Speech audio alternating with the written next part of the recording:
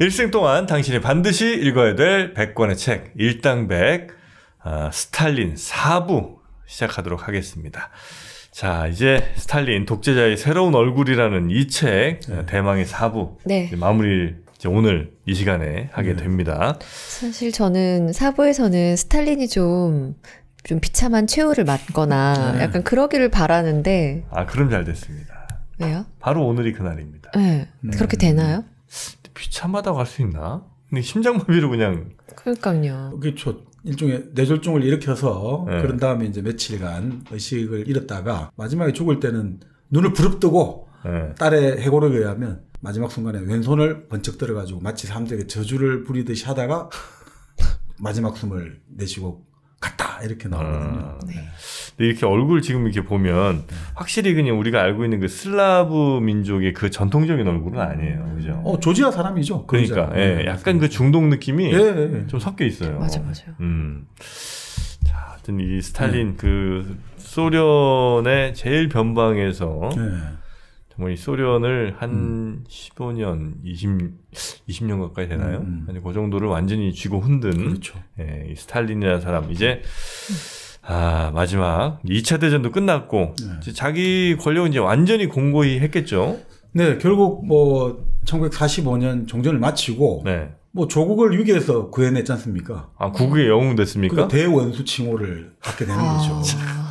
그 스탈린 대원수. 예전에 뭐 우리도 어떤 1945년 이후로 그 당시에 어떤 한반도 상황 볼 때 뭐 이런 플랜카드 같은 데 보면 스탈린 대원수 이렇게 나오지 않습니까? 그래요? 네, 바로 그런 거죠. 대원수 칭호를 받게 우리 한반도에서도 이 스탈린에 대한 인지도가 꽤 있었군요.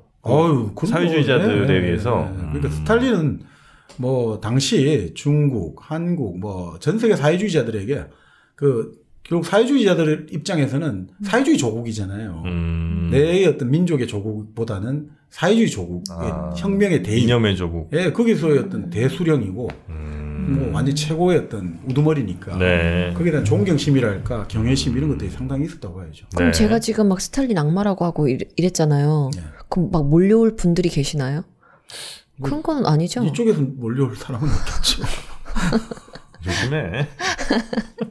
지금은 이제 러시아에서도 스탈린을 그렇게 좋게 보지는 않잖아요, 그죠? 근데 르보니크 박사가 이걸 썼을 때 재평가 뭐 이런 게 있나요? 2010년대부터 다시 이제 스탈린. 워낙 91년 소련 해체 이후에 러시아 위상이 쪼그라들었잖아요. 쪼그라들다 보니까 결국 스탈린이 있을 때가 좋았어. 그 스탈린 때는 우리가 G2를 만들어낸 기초가 바로 스탈린이 만들어냈고, 독일 제국주의를 쳐부쉈다. 지금도 베를린에 가면 소련 군대죠. 그 당시 붉은 군대가 딱 들어갔지 않습니까? 베를린에. 들어가서 세운 비가 남아있단 말이에요. 승전비가. 그렇게 나오잖아요. 1945년 5월 며칠. 우리는 파시스트를 이 땅에서 몰아냈다. 이렇게 시작하는 딱 기념비가 있단 말이에요. 베를린에. 아직도 그 기념비가 딱 그러니까 독일 사람들은 그걸 기념해 준단 말이에요. 우리의 부끄러운 과거를. 자기들 나라 수도에 소련 군대가 세운 성전 기념비를 보관해주고 있단 말이에요. 그러니까 파시스트를 몰아냈다는 그런 자부심들이 있고, 그리고 거기에다가 러시아 애국주의가 이제 강화되고 하니까 스탈린에 대한 복고 분위기가 있으니까 바로 이제 헐레보니크 박사 같은 경우가 이러다 큰일 나겠다 이렇게 된 거겠죠. 그래서 다시 한번 역사책을 써가지고 스탈린 치하 때 인민들의 삶이 얼마나 힘들었던가를 난 보여줘야겠다라고 생각했던 것 같습니다. 이제 그렇게 그때를 겪어보지 않은 세대들은 이제 그 당시 역사책으로 보고 이제 그 당시에 그 영광을 좀 다시 재현하고 싶은 그런 마음들이 좀 있는 거군요. 근데 지금 이게 50 몇 살에 이제 돌아가실 때 있죠? 70 우리 나이로는 75세. 50 몇 년? 3년? 53년에 1953년 3월. 그렇게 먼 옛날도 아니잖아요. 우리 할아버지의 누가 돌아가셨다. 근데 그때 당시에 갑자기 사라지셨다. 뭐 이런 게 지금 그냥 역사가 아니라 내 옆에 사람 많았을 것 같아요. 너무 많은 사람들이 죽었으니까. 그래서 별로 평이 안 좋을 것 같은데 희한하네요. 그런데 항상 역사라는 게 계속 역사의 수레바퀴가 뭐 한 번 흘러간 물은 다시 돌리지 못하지만 이 수레바퀴가 돌고 돌잖아요. 그러니까 다시 밑에 갔다가 또 위로 올라오고. 중국도 약간 그렇죠. 중국도. 마오쩌둥? 마오쩌둥 같은 경우는 기본적으로 등소평 시절에 결국 이제 약간의 움직임이 있었습니다만 결국 등소평이 07 과삼. 공은 70%, 관은 30% 이렇게 정리를 했죠. 근데 그 상태를 가다가 오히려 시진핑 때 다시 마오쩌둥 학습 바람이 좀 불죠. 네네. 그러니까 이게 참 그러니까 계속해서 바뀌는 것 같아요, 그죠? 네. 그러니까 이게 영원한 게 없는 것 같습니다. 네. 자, 여튼 스탈린 이 독재자의 새로운 얼굴 이제 4부 최종회를 이제 여러분과 함께 해볼 텐데 스탈린이 이제 전쟁 끝냈고요. 네. 그때부터도 이제 계속 그 자기의 뭐 정적이랄까 아니면 뭐 자기에게 권력이 방해되는 세력들은 계속 숙청을 그렇습니다. 이어갑니까? 네. 네. 전쟁 전처럼 이제 전쟁 끝나고 나니까 예전에 5인 체제에서 약간 권력을 분산시켜줬는데 다시 해소해야죠. 내가 대원수가 됐고 또 자신감도 생겼잖아요. 형전을 이끈 지도자잖아요. 그러니까 이제 예전에 초기 개전의 실패도 실패가 아닌 걸로 또 바꿔야죠. 그게 아니라 다 우리가 생각이 있었던 거야. 아, 일부러 그랬던 전략적으로 거야. 했다. 1812년 당시 러시아처럼 일부러 끌어들인 거야, 모스크바로. 그렇게 다 우리가 나폴레옹의 조상들의 전략을 다 우리 학습했던 거야. 라는 식으로 실패를 미화를 하기 시작하고. 역사를 또 바꾸는군요. 네. 그렇죠. 역사를 분식회계 하듯이 분식 역사를 하는 거죠. 그런 다음에 이제 다시 이제 예전에 했던 수용소라고 하죠. 굴락이라고 불렀는데 굴락이라는 게 집단 수용소를 감독했던 국가기관이 굴락인데 워낙 그게 대명사가 돼버렸어요. 보통 러시아 말로 강제 수용소가 라겔인가 그럴 거예요. 라겔이. 여기에 결국 전쟁 때 잡은 포로라든지 네. 또 포로가 됐던 소련 병사라든지 뭐 또 이런 사람들 다 또 집어넣고 강제 노동시키기 시작하는 거죠. 대표적으로 관동군 같은 경우 일본군 포로를 잡았지 않습니까? 시베리아에 보내가지고 강제 노동시키는 거죠. 그런 식으로. 한 7년에서 10년간 시켰을 거예요. 그러니까 상당히 많은 수가 죽었을 겁니다. 네. 그 당시 또 여러 가지 잡혔던 독일 병사들 같은 경우도 그 강제 수용소 가가지고 강제 노동 동원대가 어마어마하게 많이 죽었었죠. 그러니까 이건 뭐 사실 그 당시 이제 소련 병사들이 독일 땅에 진격하면서 소련 여성들의 피해가 독일 여성들의 피해가 엄청났거든요. 맞아요. 그 얘기 하더라고요. 네. 사실 자살한 이제 독일 여성들 이제 성폭행 당하고 이런 여성들 숫자도 많은데 독일 입장에서 패전국이니까 그걸 차마 뭐 공론하기 힘들었는데 최근에 이제 나온 연구 결과를 보면 장난이 아니었죠. 네네네. 근데 그거에 대해서 이제 항의를 하고 이렇게 하는 이제 연합국 측도 항의를 하고 뭐 하는데 스탈린 주장은 간단해요. 우리 병사는 전쟁터에서 목숨을 걸고 그 히틀러를 몰아낸 군인들인데 그깟 그 좀 뭐 핵기로서니 그게 뭐가 대수냐고 이런 식으로 막 말을 하는 거죠. 인정해줘야 된다고. 우리 목숨을 다 우리의 그 독일이 했던 만행을 생각해 봐라. 우리가 뭐 이게 죽인 것도 아닌데 이런 식으로 이제 뭐 하는 이야기도 나와요. 네네. 근데 이제 그런 어떤 것들이 요즘 다시 조금씩 이야기가 되고 있죠. 이제는 그쪽 입장에서도 좀 말할 수 있다. 우리가 물론 독일 제국 자체가 씻을 수 없는 역사의 죄를 지었지만, 아니, 그런 거는 그거고, 이거는 이거지. 전쟁 범죄니까. 네, 그래서 다시 뭐 그런 이야기를 좀 하죠. 네. 자, 결국 뭐 이런 굴락이 계속해서 팽창하고, 그러니까 뭐 53년 1월 1일 현재 250만 명이 이제 수감되어 있고, 그 굴락에. 그리고, 예, 특별 거주지 있죠. 유배구역. 네. 그러니까 이것도 뭐 수감이죠, 사실상. 뭐 땅덩에서 못 나오게 해가 특별, 저 시베리아 영하 50도 이런 데 보내놨으니까, 거기도 한 280만 명 정도. 이렇게 돼 있었다. 이렇게 나와요. 그러니까 전체 소련 인구의 3%가 감금 혹은 유배 상태. 네네. 전체 인구의 3%가. 그러니까 이것도 큰 숫자죠. 말이 3%지. 거기에다가 뭐, 여기에는 포함이 안 되는 것 같아요. 외국 포로들이라든지 이런 사람들을 그 집단 수용소에 끊는 포함이 안 된 것 같아요. 네. 그리고 이제 이런 어떤 국내적으로 그립을 꽉 진 데다가 결국은 전쟁 전처럼 이제 또 지도부들을 겁을 좀 줘야 될 거 아닙니까? 또 주기적으로 갈아엎고 예방 차원에서 모욕을 주는 행사로 또 관행을 복귀한 거죠. 그래서 어느 정도냐면 몰로토프 같은 경우는 이제 전쟁 끝났는데 자꾸 자기 후계자로 부각이 되고 서방 언론에 그렇게 나온단 말이죠. 외무장관 예, 하고 하니까. 그래서 몰로토프 아내가 유태인이다 이걸 구실 삼아가지고 이혼을 강요하는 거죠. 이혼해. 이혼해. 이렇게 하는 거예요. 그래서 이혼을 해요? 근데 몰로토프가 이혼시키고 나서 그 아내도 아주 투철한 공산주의자였거든요. 공산당에서도 축출하려고 하거든요. 제명하는 거, 당원으로서. 근데 거기에서는 몰로토프가 차마 투표를 참석할 수가 없는 거예요, 자기가.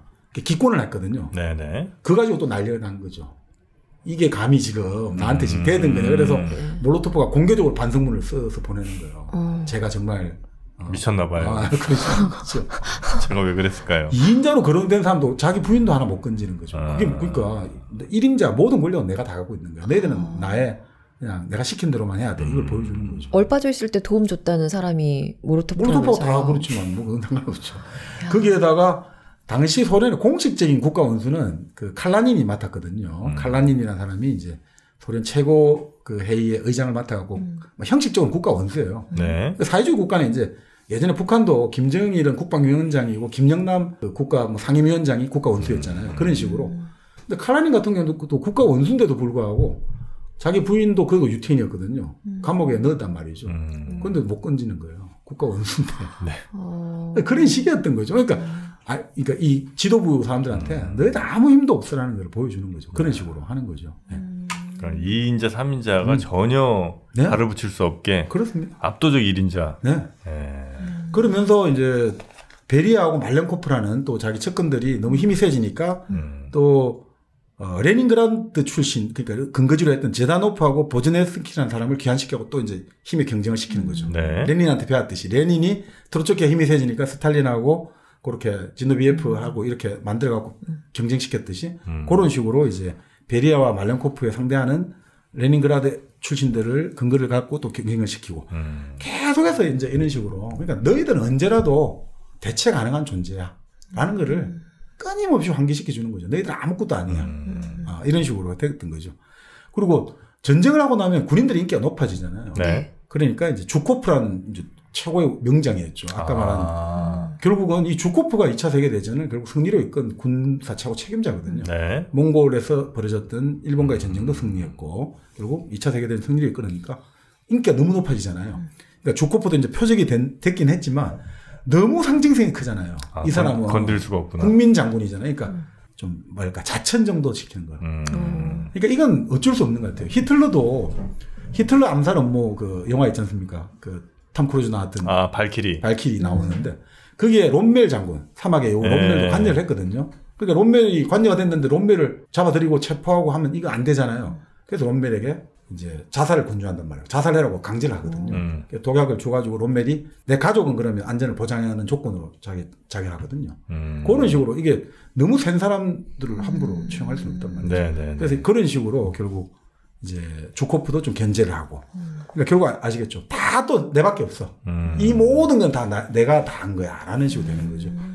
그런 다음에 아까 말씀드린 레닌그라드 출신들을 좀 키웠지 않습니까? 네. 근데 다시 숙청을 또 대대적 숙청에 들어가는 거예요. 왜냐하니까 별것도 아닌데 레닌그라드에서 산업박람회를 개최하는데 이거 결정을 내한테 보고를 공식적으로 잘 안 했다. 절차상 한계를 문제 삼아가지고 이제 공격을 시작하는 거죠. 그래서 결국 너희들은 사조직을 만들려고 했어. 군대도 그렇고 당도 그렇고 사조직 만드는 거는 이건 배신이고 배반이잖아요. 해당 행위거든요. 그래서 이제 간첩 혐의로 기소를 하는 거죠. 그리고 너희들은 레닌그라드를 연고로 했다. 연고주의다. 네포티즘이다. 얘가 또 그걸 하고.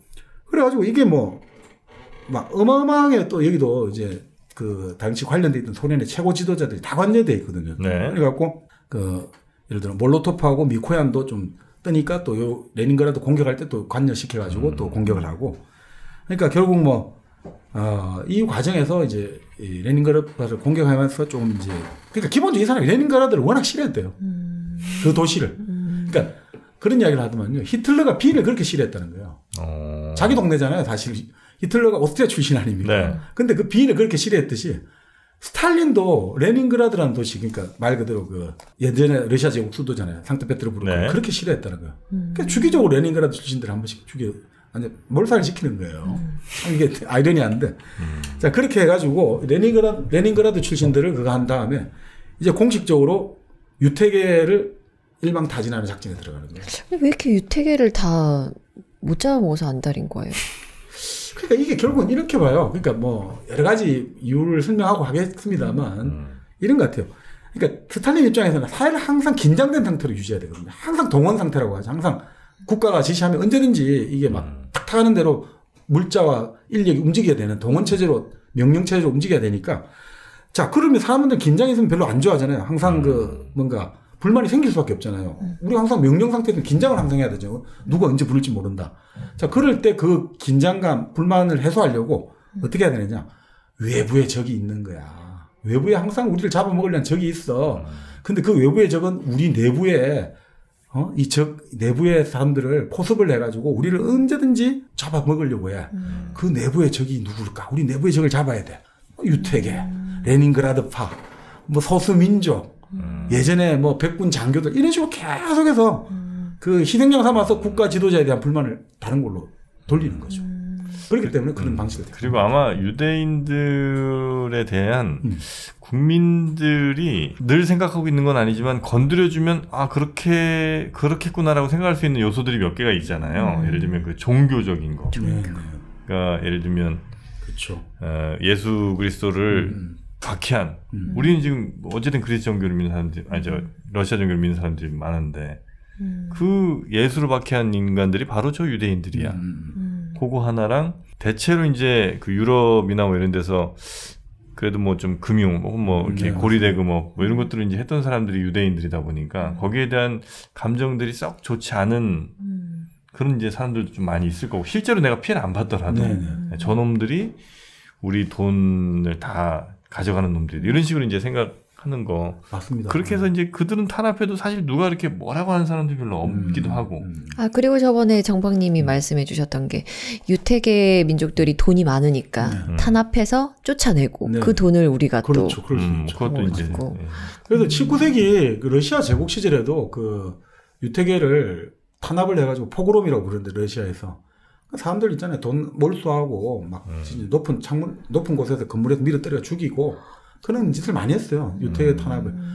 근데 그게 지금 말씀대로 이게 이집트 시절부터 한 번씩 주기적으로 발생한 것 같아요. 이집트에 유태인들이 갔잖아요. 이제. 그래서 나름 정착을 해가지고 나름 거기서도 또 장사를 해가지고 돈을 잘 모았다는 거예요. 그래서 당시 또 이집트 사람들의 불만의 대상이 됐다는 거예요. 저놈들은 딴 나라, 딴 민족이 와가지고 우리 돈을 다 긁어 모아. 이렇게 해서 상당히 경원하는 대상이 되어가지고 결국은 엑소더스가 나왔다 이런 만큼 뭔가 주기적으로 그러니까 이런 거 아니겠습니까? 결국은 농업 사회잖아요. 대부분의 지금까지 인류 역사는. 그 농업 사회는 한 곳에 정착하는데 장사를 하는 떠돈다 이런 걸 되게 경멸하고 항상 그 뭔가 우리 사회의 안녕과 질서를 흔드는 존재로 보잖아요. 그러니까 유태인들 같은 경우 대표적으로 외지에서 온 사람들이고 하다 보니까 그런 것들의 이미지가 안 좋은 것도 있고 또 유태인들이 중세시대 때 그 다른 장사 할 게 없었지 않습니까? 고리대금업도 했습니다만 그 노예 인신매매 사업도 했거든요. 네, 그래서 우리가 노예를 슬레이브라고 부르잖아요. 네. 그게 슬라브족을 잡아와서 슬레이브라고 부르거든요. 그러니까 슬레이브들을 그 주로 종사했던 사람들이 유태인들이 많아요. 그래요? 노예 장사꾼들이. 그러니까 우리 이미지 예전에 뭐 그런 거 있죠. 뭐 서커스 예전에 그런 거 있잖아요. 와서 무슨 아저씨들이 애들 잡아간다듯이 유럽의 사회에서는 전통적으로 유태인들이 사람 잡아간다, 애들 잡아간다 이런 것들이 남아갖고 이미지가 되게 안 좋은 거죠. 그래서 노예로 팔아버린다 뭐 이런 식의. 네, 그러니까 그게 많이 종사했단 말이에요. 그러니까 우리가 생각한 유럽이 뭐 그거 다 아니고요. 그 프랑스의 그 지금 그 지방 어디들 거기가 아주 유명했어요. 노예 그 장소로 교환하는 장소로. 맨날 그쪽은 중동이나 북아프리카만 노예 뭐 교육이 활발했는데 그것도 아니고 프랑스 안에도 있었어요. 그걸 주로 종사한 사람이 유태인이거든요. 네네. 그러니까 또 이미지가 안 좋은 것도 있어요. 소련에서는 더 싫어할 수 있겠네요. 네네.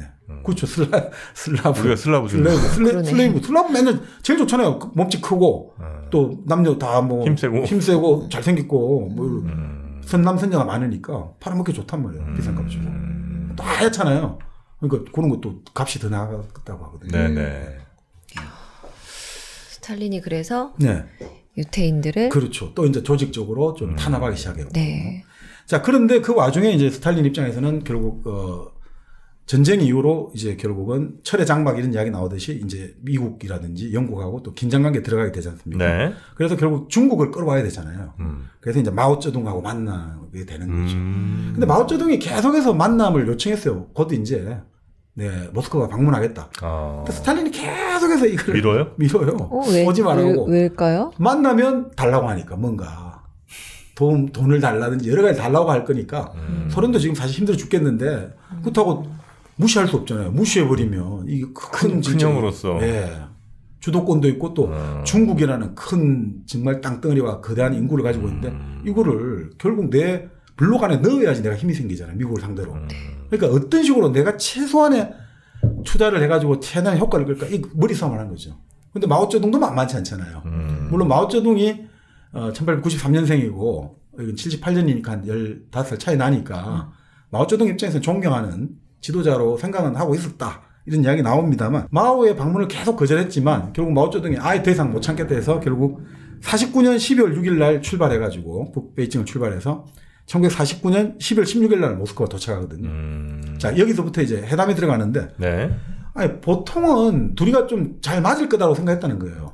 왜냐하면 둘 다 시골 사람들이다. 완전 변두리 출신. 마오쩌둥도 후난성, 중국 남쪽이고 여기도 뭐 조지하고.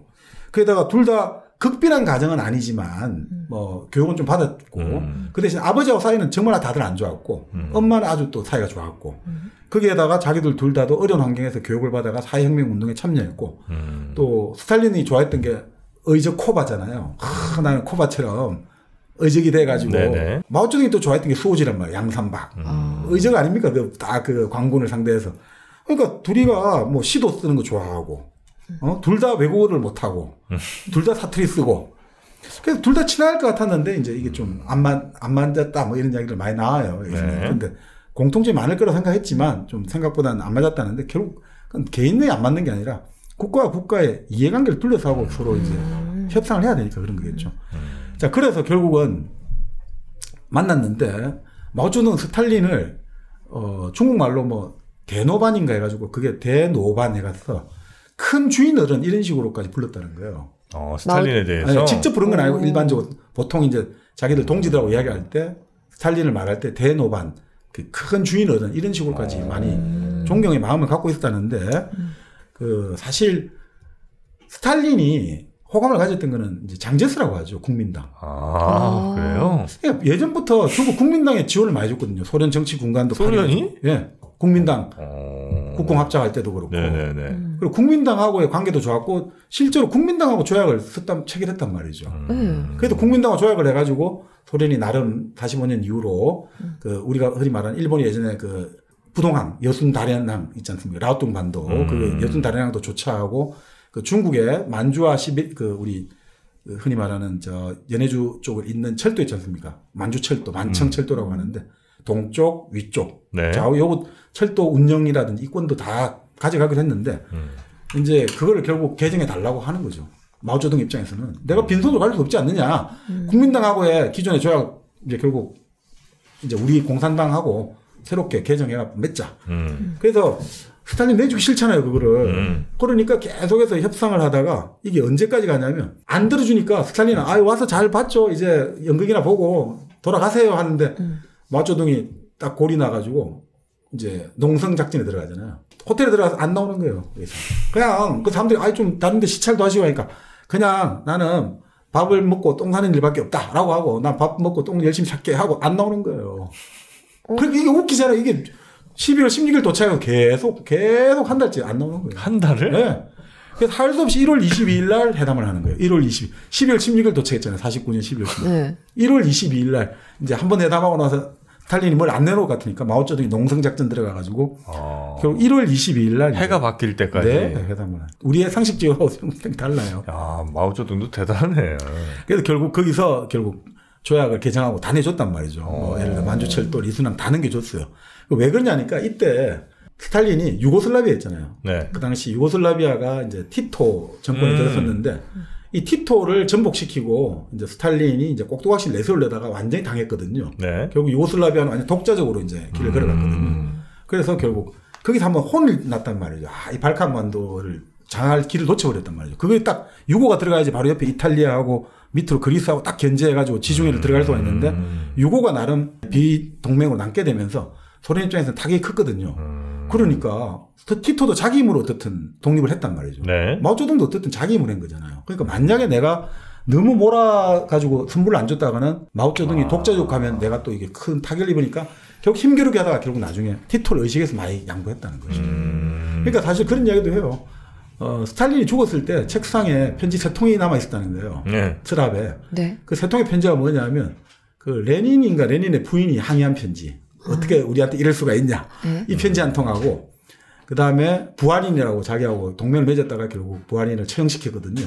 그 부하린이 항의하는 편지 마지막 구명을 요청한 편지 있잖아요. 내복이 그렇게 필요하냐 혁명에 살려라 뭐 그런 편지가 있었고 한 통이 티토의 편지라잖아요. 티토가 자꾸 그렇게 선물을 보내면 나도 선물을 보내줄게. 암살자를 자꾸 보내니까 자기를 죽이려고 나도 그럼 너 보낸다. 그러니까 더 이상 보내지 마. 하는 그 편지 3통이 남아있다고 하죠. 그 이제 그 스탈린의 스라베 그런 이야기도 하죠. 네. 하여튼 뭐 그런 식으로 티토의 그 교훈을 얻어가지고 다 내준 거죠. 자, 그러니까 그런 이야기 나오잖아요. 예전에 한번 책을 어떤 논문을 보니까 스탈린이 결국 그 마오쩌둥에게 그 만주의 근거지를 내주고 나서 부동항이 필요하잖아요. 네. 그래서 결국 급하게 이제 김일성에게 남침을 승인했다는 거죠. 49년. 그러니까 50년 결국 1월 달에 김일성에게 야, 저번에 말했던 그 기획안 가지고 와봐. 결제, 제가 딱 더 주셨다는 거죠. 왜냐하면 이제 만주의 부동항이 사라지니까 한반도에 부동항이 필요했던 거죠. 그런 이야기도 있죠. 그만큼 긴밀하게 연결되어 있는 거예요. 우리와. 네, 우리와. 네네. 그래서 결국은 결국 남침을 승인해가지고 이렇게 생각한 거죠. 중국한테 결국 이거 한반도에 분쟁이 나면 중국이 소련에 의지하게 될 거다. 네. 그래서 그 스탈린이 정말 국제정치 감각은 좋아요. 그렇게 하면 결국 얘들은 중국 입장에서는 무기가 우리한테 의지할 수밖에 없고 그럼 우리가 결국 계속 주도권을 가질 거다.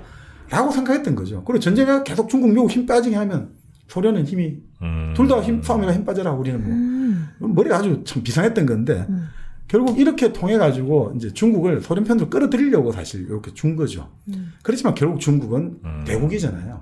스탈린이 아무리 이렇게 삼국 전쟁을 일으켜 가지고 중국을 끌어들였지만 결국 한 10년 지나니까 결국 중국하고 결국 중소 분쟁 나면서 떨어져 나갈 수밖에 없는 거죠. 네네. 근본적으로 큰 나라와 큰 나라가 그렇죠. 부분적으로는 서로 협조할 수 있지만 서로 국경을 맞댄 상태에서 큰 나라와 큰 나라끼리 그렇게 우호적 관계를 동맹 관계까지 계속하기는 그건 쉽지는 않거든요. 그러니까 결국은 그나마 그래도 스탈린의 이런 외교적 책략이 있었기 때문에 중소 분쟁이 10년간은 유보됐다 이렇게 보는 거죠.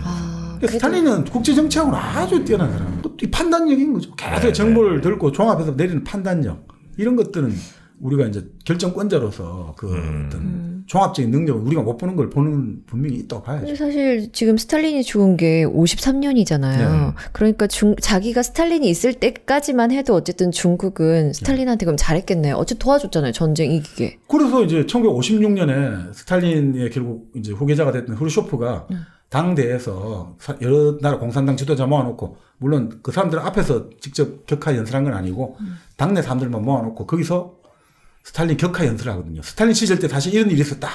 수많은 인민들이 무고하게 죽었고 무고하게 수용됐고 경제 발전이 이런 것도 엉망이었다라는 걸 폭로를 하니까 그때 그래서 중국 공산당에서 이 완전 수정주의자들 이놈들 수정을 한다 이거지. 그래서 완전히 이 나쁜 놈들 한마디로 저것들은 공산당의 기본 이념에서 탈선했다 이렇게 보고 소련 공산당은 중국 공산당을 보고 교조주의자들. 완전히 그 1.1억도 못 고친다. 탈레반 같은 놈들. 네, 탈레반. 이라스로 이제 그래서 결국 분열하게 된 거죠. 그래서 스탈린에 대한 뭐 어떤 생각을 하든 간에 겉으로는 스탈린에 대한 것들이 스탈린을 국제 공산주의 세계의 총지도자다 이렇게 인정을 했던 거죠. 중국에서는. 네. 그거는 좀 알려주셨으면 좋겠어요. 중국이 이제 막 인민 뭐라 그래야지? 막 이렇게 쳐들어왔어요. 그래서 한국 전쟁 막 지금 내려오고 있어요. 근데 소련이 도와줬다. 네, 도와줬죠. 이거를 뭐 입고 있었다 해야지? 중국옷 입고 있었다면 소련 군인들이. 예. 네. 그러니까 이제 맨 처음에 6.25가 터졌을 때 이제 소련의 지원을 많이 받은 이제 김일성이 이제 내려온 거고, 그 다음에 이제 다시 이제 쳐들어 올라갔을 때 다시 이제 중국이 이제 어마어마한 개입을 하면서 쭉 밀고 내려왔는데 그 중에는 이제 소련군들이 중국 인민군의 옷을 입고, 중국군인 것처럼 이제 행동을 했다 이거죠? 아니, 중국 옷도 안 입고요. 예를 들어, 공중을 방어를 해야 될 거 아닙니까? 그러니까 소련 공군이 아예 참전한 거예요. 공군이라고 할 수 없지만 어쨌든. 근데 그걸 다 알면서 미국도 알고 전 세계가 다 알지만 공식적으로 소련이 참전했다, 개입했다 이러면 3차 세계대전이 되잖아요. 그러니까 미국도 소련과 다 알면서 그냥 눈 감아준 거예요. 예, 소련군이 잡혀도 그냥 아니라고 보는 거예요. 이건 중국군. 그러니까 소련인인데 중국으로 가서 중국 군대 자원 입대해서 온 사람이다. 그러니까 소련군이 아니야라고 보는 거예요. 그렇죠? 소련인이지. 그렇지만 중국 군대가 자원 입대니까 소련군은 아니야라고 하는 거죠. 그래서 규정을 그렇게 하는 거예요. 그래야 미국도 좋고 소련도 좋고 서로 다 좋고. 그러니까 본래 그렇게 서로 짜고 치는 거짓말을 하는 것이죠 지금. 근데 그건 어쩔 수 없는 거예요. 그러니까 만약에 소련 군인이다라고 하는 순간 G2가 싸우는 거니까. 선전포고를 서로 할 수밖에 없죠. 그러니까 이런 거 있잖아요. 왜 우리가 스파이 세계에서 그 요원들을 보내잖아요. 스파이 요원들을 다른 나라 보내잖아요. 근데 우리가 블랙도 있고 화이트도 있고 블루도 있다고 하잖아요. 블랙 이제 흔히 말하는 블랙 요원은 신분이 위장을 하는 거죠. 맞죠? 그게 화이트는 아예 신분을 드러내놓고 그냥 서로 하는 거고. 근데 왜 그렇게 하냐면 만약에 현역 군인이 가서 하다가 만약에 걸리잖아요. 그럼 현역 군인 신분이 되잖아요. 그러면 이건 어떻습니까? 이거는 침략 행위거든요. 군인이잖아요. 네네네. 그러니까 군인 신분을 주면 안 된단 말이죠. 그래서 군인은 이거 되면 이건 교전 행위가 일어났기 때문에 이거는 그럼 안 되잖아요. 자동 전쟁을 해야 되는 아니 물론 뭐 끝까지 안 간다 하지만 법적으로 그러니까 아니라고 서로 다 부정해야 되는 거고. 근데 이런 거죠. 우리 예전에 대탈주라는 영화 이런 거 있잖아요. 대탈주라고 그 독일군 포로 수용소에 잡힌 연합군들이 탈출해가지고 독일의 전력을 분산한다. 그래서 막 이제 옷을 위장하기도 하고 이렇게 해가지고 도망을 치거든요. 네. 그런데 예를 들어 민간인 옷을 입고 가다가 적발돼서 잡혀가다가 총을 맞잖아요. 그거는 제가 알기로 뭐라고 합니까? 전시 상황에서 포로 조약을 위반한 건 아닐 거예요. 왜냐하면 그건 스파이 행위를 하다가 이제 도망간 거를 사살한 걸로 되니까. 스파이 행위를 하다가. 근데 예를 들어 군복을 입고 있잖아요. 내가 그러니까 옷을 입었지만 안에 군복 입잖아요. 그 상태에서 잡혀가지고 도망치다가 걸렸지만 내가 딱 벗고 아니 난 군인이다. 전시 포로로 대우해달라 했을 때 만약에 쏘아가 죽이면 얘는 나중에 군사법정에 전쟁에서의 어떤 법률 재판을 받아야 되거든요. 네네. 군인은 포로로 잡아야지 포로를 적들 처분하면 법적으로 안 되거든요. 군복이 그나마 좀 안전하네. 근데 군복을 입고 갈 수가 없잖아요. 근데 군복을 입은 상태면 나는 포로로서의 권리를 요구할 수 있는 거죠. 근데 나를 죽이면 안 되는 거죠. 나를 죽이면 너는 사실은 처벌받아야 된다. 그 제네바 우리 협약에 의해서 요청할 수가 있죠. 네네. 자, 이제 그건 정리가 됐죠? 네네네. 이제 알겠어요. 네. 자, 그렇게 해가지고 결국 뭐 중국 대사관 이제 기분이 좋을 거 아닙니까? 이제 다 모든 게 해결돼가지고 중국 대사관이 리셉션을 호텔에 열겠다는데 그래서 스탈린 그런데 절대 안 간다 됐지만 고집을 부리니까 할 수 없이 처음이자 마지막으로 호텔 리셉션 참석을 하게 됐거든요. 모스크바에. 재밌는 게 이제 참석장 이런 거를 초청장을 쓰지 않습니까? 그 중국 이제 외교부 대사관에서 모스크바 주재 중국 대사관에서 그 참석장을 쓰는데 아주 멋들어지게 수기로 뭐 이제 사람 손글씨로 쓰는데 정말 스탈린에 대해서 너무 모르고 있다라는 게 드러났어요. 뭐예요? 이 참석장 초청장에 뭐라 되어 있냐면 우리 정중하게 스탈린 대원수 부처의 참석을 요청합니다 되어 있거든요. 부처? 예, 부처 부부를 부처라고 이제. 네네네. 부인이 자살한 지가 언제입니까? 부인이 자살을 언제 했는데 자살한 지가 지금 벌써 거의 뭐 한 20년이 다 되었는데 스탈린 부부의 참석을 요청합니다라고 이제 초청장을 썼던 거죠. 아니 어떻게 상대국 정상의 그 결혼 상황도 모르고 뭐 그렇다고 합니다. 이 책에 보면 그렇게 나옵니다. 네네네. 자, 결국 그렇게 해서 우리가 알다시피 결국 한국 전쟁이 일어났고 결국 그 과정에서 이제 스탈린 같은 경우는 아예 처음부터 지금 말씀 소련군 투입은 생각도 없었고 왜냐하면 지금 전쟁한 지 얼마 안 됐고 아무리 뭐 지금 그 인민들 입장에서 더 이상 그 감당할 수 있는 힘도 없고 자원도 모자라고 그러니까 중국을 통해 가지고 결국 이런 생각한 거죠. 너희들이 전쟁하면 결국 우리한테 의존할 수밖에 없을 거야. 그러니까 의존성 키워가지고 우리는 미국 테스트해서 좋고 잘 되면 한반도 먹어서 좋고 못 돼도 중국이나 북한이 전부 우리한테 꼼짝 못하게 달라붙으니까 좋고 그렇게 했는데 참 예상치 못하게 중국이 오히려 한국 전쟁을 틈타가지고 오히려 군사적인 대국으로 성장하는 자립의 기반을 마련하게 된 거죠. 결국 피를 흘렸잖아요. 우리 할 만큼 했어라고 되니까 소련에 대해서 당당하게 더 요구를 할 수 있게 되고 오히려 예상치 못한 결과를 또 가져가게 되는 거죠.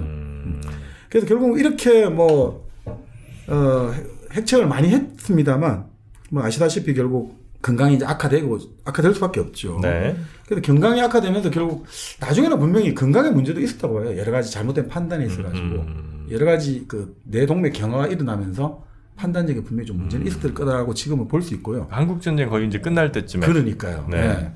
그러니까 결국은 뭐 계속해서 업무가 필요하잖아요. 아까 유태기를 했다가 이제는 의사들이 업무를 꾸몄다고 의사들을 대대적으로 숙청하라고 죽기 몇 달 전에 지시를 내리거든요. 그러니까 어떤 업무가 있었냐?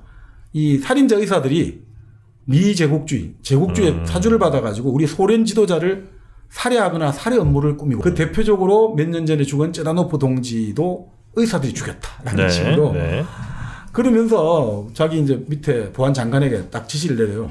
의사들의 자백을 받지 못하면 너 머리 하나만큼 키를 줄여줄 거야 라고 했는데요. 너 머리 하나만큼 키를 줄여줄 거야. 알겠죠? 머리 부세진다는 거예요? 머리 쫄리겠다는 거죠. 참 표현이 시적이시다. 네, 시인입니다. 시를 좋아했고. 머리 하나만큼 키를 줄여주겠다. 네.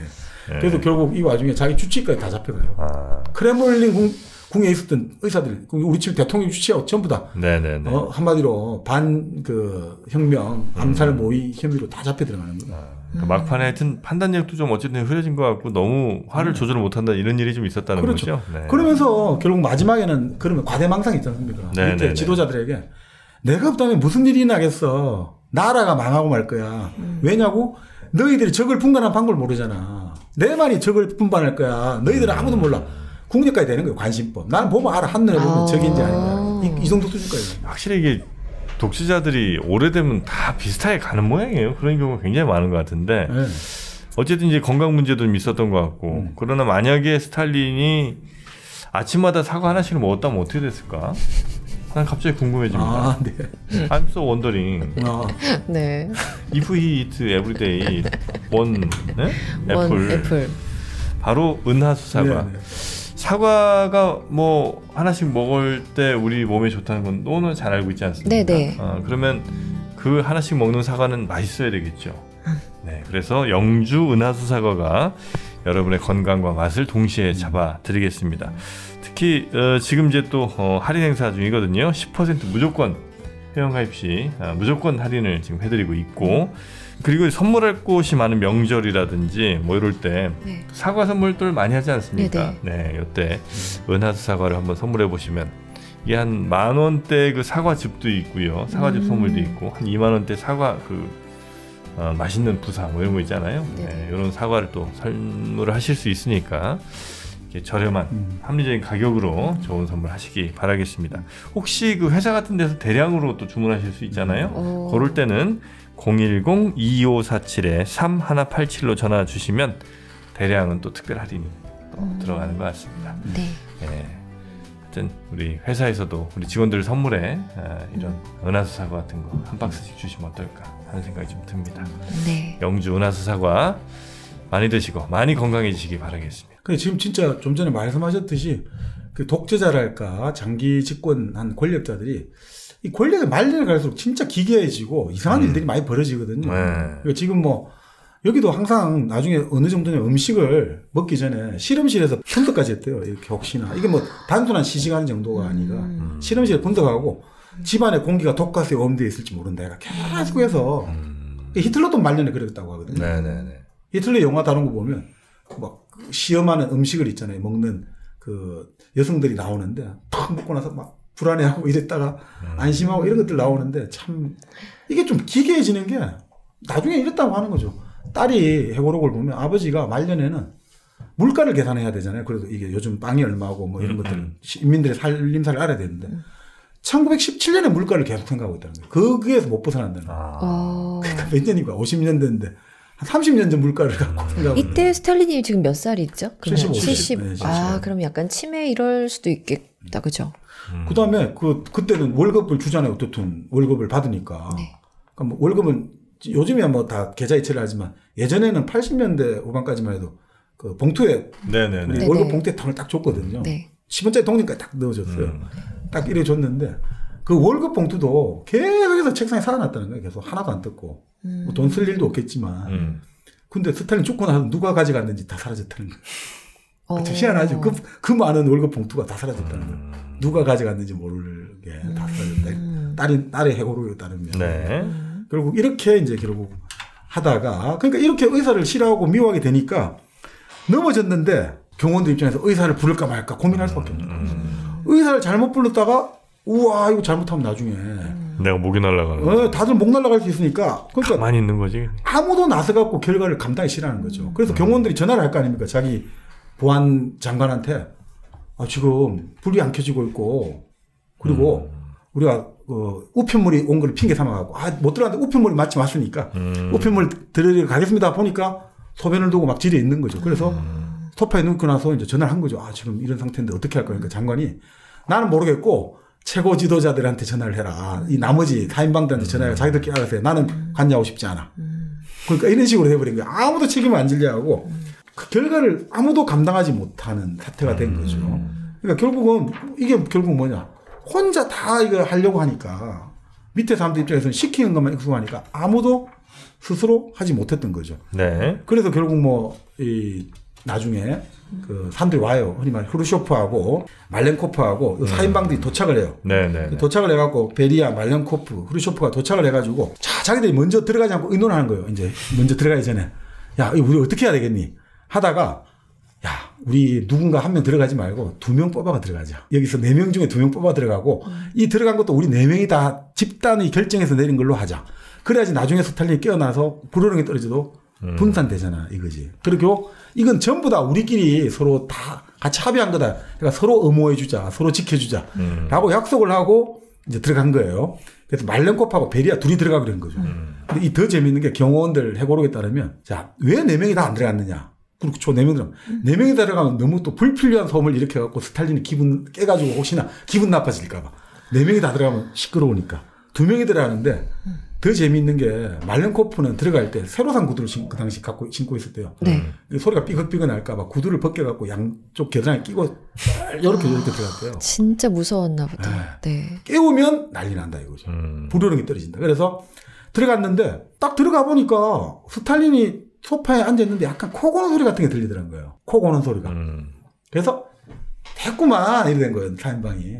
됐구만 코 골고 자고 있구만. 조금만 그리고 그냥 경원들에게 그냥 아무 문제 없어. 그냥 우리 간다라고 하고 그냥 떠난 거예요. 그러면 숨이 붙어 있었던 거예요? 그렇죠. 그러니까 지금 이게 그러니까 바로 해가지고 바로 뭐 뇌졸중 이렇게 해가지고 바로 그게 아니라 그러니까 지금 뭔가 초기에 왔고 그죠? 조금씩 악화돼가고 있는데 그걸 아무도 이제 방치가 계속되고 있는 거죠. 빨리만 치료했으면 그럴 수도 있죠. 훨씬 더 아마 오래 살았을 텐데. 수도 있죠. 그래서 결국은 어쩔 수 없이 자꾸 상태가 안 좋아지고 하니까 다행히 떠난 사람한테 다시 전화를 하니까 그래서 결국 3월 2일 아침에 그 언제입니까? 3월 1일 새벽에 뭔가 지금 발병이 난 것 같은데 그죠? 가고 나서 3월 1일 새벽 한 5시 이후로 지금 뭔가 발병이 났는데 계속해서 지금 뭔가 없다가 3월 1일 결국 아침에 하루가 꼬박 지나고 나서 그때 이제 의사를 비로소 부른 거예요. 네. 근데 의사들이 와서 딱 감당을 하니까 바로 대뇌 자반구 출혈로 진단을 딱 내린 거예요. 중풍인 거죠. 나중에 부검을 해봐도 뇌동맥 손상이 드러났다는 거죠. 그러니까 결국 맞았다는 거죠. 그러니까 결국은 이제 뇌동맥 손상이 결국 주된 원인이었고 그리고 이 여러 가지 이제 부검 이후의 결과를 볼 때는 결국 병자가 나라를 통치한 게 맞았다. 이렇게 보는 거죠. 그래서 결국 3월 2일 날 이렇게 딸을 불렀던 거죠. 스베틀라나하고 그 둘째 부인하고 난 아들 하나, 딸 하나 낳았잖아요. 첫째 아들은 이제 포롱 소용소에서 죽었고, 네. 둘째 아들 바실리아하고 막내딸 스베틀라나가 도착한 거죠. 이제 결국 마지막이니까 그냥 봐라 이래 된 거죠. 그러니까 결국 뭐 이런 나중에 이게 예전에 첫째 부인, 둘째 부인 이 처갓집 식구들하고도 그러니까 나중에 둘째 부인의 처남댁하고도 썸씽이 있어요. 그래요? 왜냐하면 잘 보여야 되잖아요, 다들. 처남댁이 스탈린을 유혹하고 이렇게도 나와요. 잘 보여야 되니까 살아야 되니까. 근데 결국 스탈린이 나중에 처남댁, 뭐, 동서, 처형 막 쫙 다 총살시키고 또 대용서 보내고 다 난리쳐요. 다 못 믿는 거죠, 다 의심. 내 가까이 있는 놈을 제일 의심해야 돼. 그러니까 불을 친 적도 없어요. 그러니까 다 죽여가지고. 다 죽여서 불을 친 적도 없고 결국 뭐, 아들하고 딸인데 아까 말씀드린 딸도 결국은 결혼을 뭐 몇 번이나 실패하고 나중에 미국을 망명을 해서 2010년에 죽었을 거예요. 그래요. 2010년에. 그리고 아들은 아까 말씀드린 너무 아버지의 이 그늘에 이렇게가 계속 술이나 먹고 막 그냥 그렇게 남봉꾼처럼 살다가 결국 알코올 중독에 걸려가지고 결국 나중에 그 후르쇼프일 겁니다. 아버지 후임자 모욕한 죄로 결국 그 형무소에 수감됐다가 유영지로 유배를 갔는데 참 스탈린의 아들이 유영지에 갔다가 40살에 병으로 죽었어요. 참 아들 운명도 별로죠. 그래서 결국 이제 3월 5일 날 공식적으로 이제 어떻게 해야 되느냐. 3월 2일 날 그래서 이날 결국 이제 그 딱 출혈이 확인됐으니까 당 중앙위를 소집해갖고 이제는 막 그 4인방에다가 몰로토프 미코엔까지 다 참석해갖고 이 사람들이 나름 단련돼가지고 바로 거기서 권력체제 변경하는 거예요. 자, 이제는 이런 3.5국 회의 이런 거 스탈린 했던 거 다 폐지해버리고 그냥 다른 회의를 만들어가지고 착착착착 다 결정하는 거예요. 거기서도 이제 아마 권력 경쟁이 좀 있었던 것 같더라고요. 그렇죠. 맞습니다. 네, 그래서 이제 그때 당시에 뭐 무슨 비밀 경찰 쪽을 담당하는 친구는 이제 베리아가 자기 뭐 다 장악하고 있으니까 그래서 이제 그 사람하고 아마 스탈린 지구타군요. 예, 후르쇼프랑 아마 두 사람이 제일 그렇죠. 좀 부딪혔었던 걸로. 그러니까 사실은 이제 강요의 의장, 그러니까 본래 그 강요의 의장이 실세였으니까 말렌코프를 시켰거든요. 근데 이 말렌코프를 시켰지만 또 다른 독재자가 나타나면 안 된다 해가지고 이게 총 간사는 못 맡게 한 거예요. 강요의 의장을 시키면서 우리 치면 서기장은 못 맡게 한 거예요. 그러니까 서기장은 후르쇼프가 맡게 한 거죠. 그 나중에 후르쇼프가 결국 그러니까 후계자가 된 거죠. 근데 결국 그 당시에는 하여튼 집단 지도 체제로 가야 되니까. 네. 근데 베리아 같은 경우가 이제 그 당시 보안에서 잔뼈가 굵은 사람이고 그루지아 출신이거든요. 조지아. 근데 그 베리아가 결국 공포 정치에 하수인을 했으니까 결국 베리아가 얼마 못 가가지고 숙청됩니다. 네. 베리아가 결국 죽죠. 후르쇼프가 죽여요? 아니 나머지 사람들이 베리아가 위험한 결국 베리아가 결국 숙청되는 걸로 결정이 되죠. 그래서 그 경쟁에서는 결국 후르쇼프가 그걸 자리를 맡게 되지만 그 후르쇼프조차도 몇 년을 기다려가지고 1956년에 자기 정치 생명을 걸고 스탈린 비난 연설을 하는 거예요. 정치 생명을 걸고. 그만큼 몇 년이 지나도 쉽지가 않았던 거죠. 스탈린의 유선이. 자, 결국 그러면서 뭐 일사천리로 진행되는 거예요. 자, 후르쇼프가 장례위원장 맡으면서 레닌의 시선처럼 방부 처리를 하게 하는 거예요. 레닌의 시선. 그리고 방부 처리하고 레닌 영묘라고 하거든요. 지금도 모스크바 가면 레닌 영묘는 딱 우리 국민묘지처럼 돼 있어요. 레닌 이제 여러 전이 관에 타여 있는데 처음에 스탈린도 그렇게 들어간 거예요. 레닌하고 똑 동급이니까.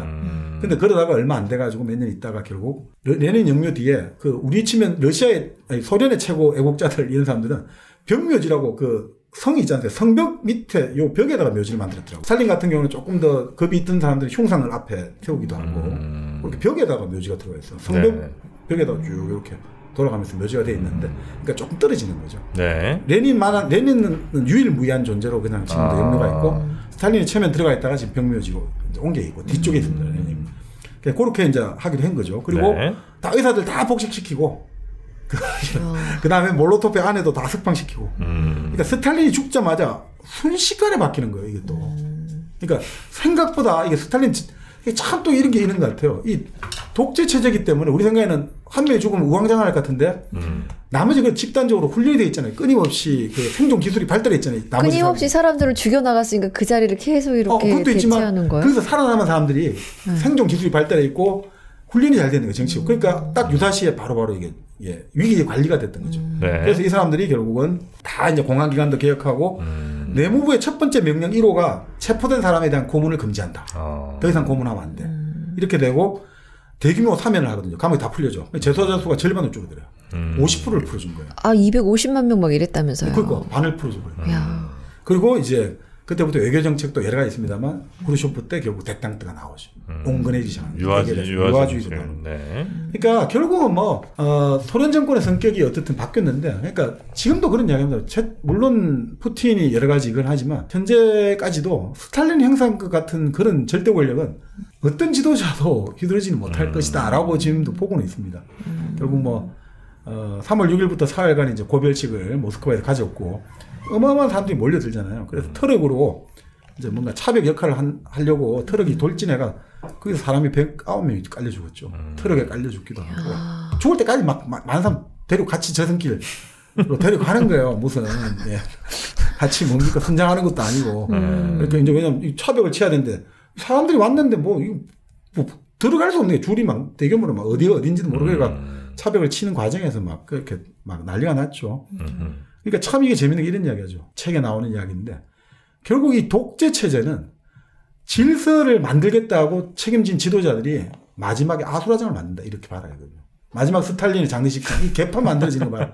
그러니까 독재 체제로 강철에 대어 질서를 만들겠다는 인간들이 결국은 완전 아수라장 이렇게 만들지 않느냐. 아싸리판을 만들지 않느냐. 이런 걸 이제 보여주면서 결국은 이 공포 억압으로 이 체제가 몇십 년간 지속되었고 그것들이 이제 전쟁으로 계속해서 유진이 됐지만 결국은 이 아무리 모순을 억누르고 탄압을 해도 결국은 이게 은폐하고 억누르지는 못한다 영원히. 그래서 결국 그것들이 나중에 결국 소련의 붕괴로 이어진 것이고 그럼에도 불구하고 이제 결국 러시아가 새로 출발하면서 그 체제가 이행하는 과정에서 극심한 스트레스 있잖아요. 얼마나 많은 사람들이 직장을 잃고 미래를 잃어가고 그 소련의 여성들이 인터걸 해가지고 매춘에 나서고 이런 걸 보면서 또 사람들이 어마어마한 그 자괴감을 느끼게 되잖아요. 아니 우리가 이런 세계 최강의 나라였던 나라가 이렇게 하루아침에 369가 됐냐. 이런 것들이 되면서 다시 또 이제 이 트로츠키에 대한 유토피아랄까 이런 게 생겨나고 하는데 이거는 뭐 어느 나라나 다 마찬가지 같이 우리도 그렇고 네.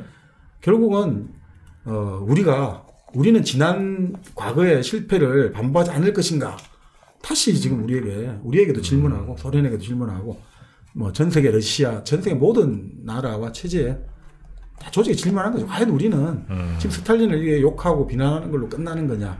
과연 스탈린 같은 지도자가 다시는 들어서지 않게 우리는 민주주의랄까 감시와 비판을 잘 작동하고 있는지 그거는 참 깨어있지 않으면 진짜 힘든 일인 거죠. 지금 우리가 그냥 조금 관심을 기울이지 않고 그냥 뭐 대충 알아서 하겠지 이렇게 그냥 맡겨놓는 순간 그리고 무슨 사람들이 점점 많아지는 순간에 이런 스탈린 같은 독재자는 또 나올 수도 있다. 그렇습니다. 알겠습니다. 우리가 깨어서 잘 투표도 하고 잘 후보에 대해서 좀 알아보고 뭐 이렇게 좀 해야 될 것 같은데 부적절했을까요? 아니요. 좋아요. 네네네. 아니 제일 중요한 게 뭐 여기서 그런 이야기를 합니다만 그러니까 아무리 국가 권력이 비인간화되고 개인으로서는 감당할 수 없다 하더라도 그래도 그 어떤 인간성 있지 않습니까? 작은 것에 대한 인간성을 가지고 있는 사람이나 나라들이 결국은 성공하더라고요. 예를 들어 체코 있지 않습니까? 체코슬라바키아 체코가 68년에 프라하의 봄이 좌절됐잖아요. 그때 참 소련 병력 20만 명이 들어왔어요. 그 걔들이 89년까지 진주를 하고 있었어요. 그럼에도 불구하고 그때 프라하의 젊은이들이나 지성인들이 그 꽃을 주고 여러 가지 그 문화적인 시도를 계속했거든요. 그러니까 그런 것들이 있는 민족과 사회는 결국은 좀 시간이 걸리지만 다시 제자리로 돌아오더라고요. 그러니까 헝가리도 그렇고 헝가리도 임레너치 같은 사람은 소련이 말 안 되니까 들어가고 임레너치를 체포해서 바로 죽여버렸어요. 최고 지도자를 잡아가지고 교수형을 처했거든요.